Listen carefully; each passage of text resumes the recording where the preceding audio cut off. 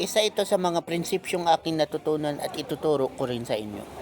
Ito ay nasa Kawikaan, Kapitulo 24, versikulo 27. Ihanda mo muna ang iyong bukid para mayroon kang tiyak na pagkakakitaan bago ka magtayo ng bahay at magtatag ng tahanan. So, ang principle na po na to, by the way, hindi po to doctrine. Ang doctrine na dodoktor, ang prinsipyo or ang principle, pwede nating i-apply in real life. Okay? So, ito po ang passage na to ay tungkol sa tinatawag na establishment period. So, bago ka mag-asawa, dapat stable ka muna. So, noong panahon, literal na fields. Pero ngayon, meron ng field education, field of engineering, field of economics, etc. So, iba-ibang fields na po meron ngayon. Ang sabi doon, ihanda mo muna. Pero ilang taon nga ba ang tamang paghahanda? Genesis 29, verse 20. Jacob worked 7 years for Laban, but the time seems like only a few days because he loved Rachel so much.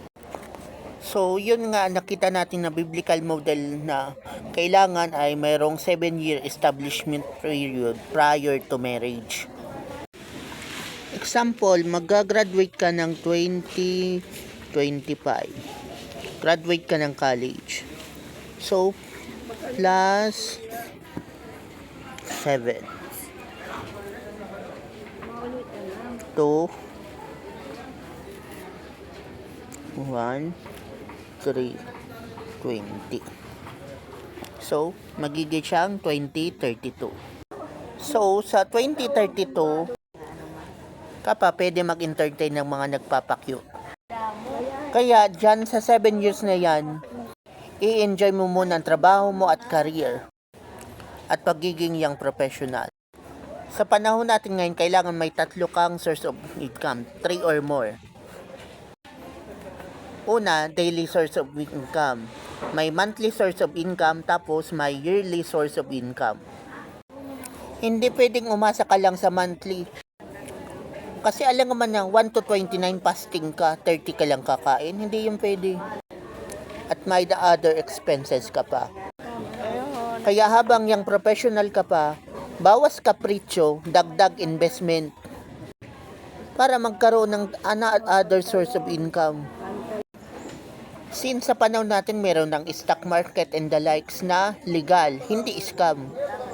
Matuto kang mag-invest sa mga legal at hindi scam.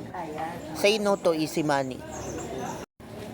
So yun ang kailangan mo, 7-year establishment period. At sigurado ako, dahil magkakaroon ka ng ipon, ang next generation mo hindi na mahirap. Huwag mo nang iparana sa next generation yung mga naranasan mo. Noon, ang tuition fee 50. Ngayon, 5 digit na. Baka pag nagkaroon ka ng anak, 6 digit na. Kaya kailangan mo mag-ipon. Kaya kailangan talaga ang establishment period.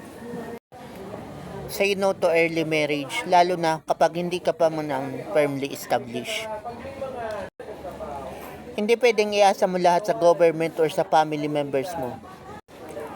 Fix your order of priorities.